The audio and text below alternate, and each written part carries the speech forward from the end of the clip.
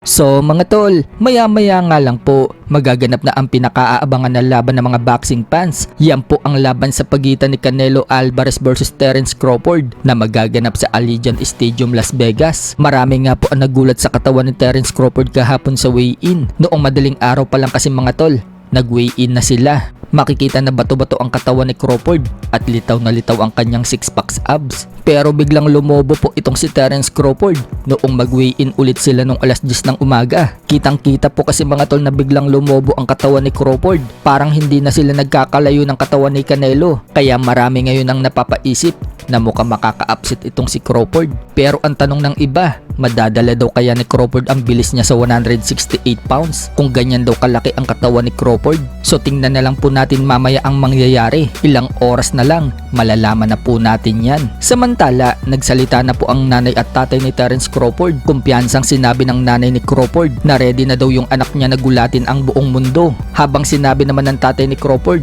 nasasaktan daw ng anak niya itong si Canelo. At sa mga nagsasabi daw na maliit yung anak niya, makikita daw ngayon na hindi daw maliit ang anak niya. 8 to 10 rounds nga po ang prediksyon ng tatay ni Crawford. Knockout daw itong si Canelo. Para maiwasan naman daw ang big shot mula kay Canelo, sinabi ng tatay ni Crawford mga tol na itataas lang daw ni Terence ang kamay niya at gagalaw lang daw ito. Maiiwasan na daw nito ang malalakas na bira ni Canelo. Nagsalita din po si Timothy Bradley at syempre, pabor na pabor ito kay Crawford. Makakakita daw tayo ng special mamaya. Hindi na nga daw siya masosorpresa kapag napahinto daw ni Crawford si Canelo. Isisave daw ng referee itong si Canelo. Kumbaga mga tol, referee na ang maghihinto sa laban. So para palang katulad yan sa naging laban ni Crawford kay Spence na pumagitna itong referee dahil bugbog sarado na si Spence. So parang ganyan po yung pananaw ni Bradley. Pagmamalaki pa ni Bradley, meron daw adaptability itong si Crawford, skill, toughness, grit, hunger at lumalaban daw kahit na $2 lang ang laman ng bank account.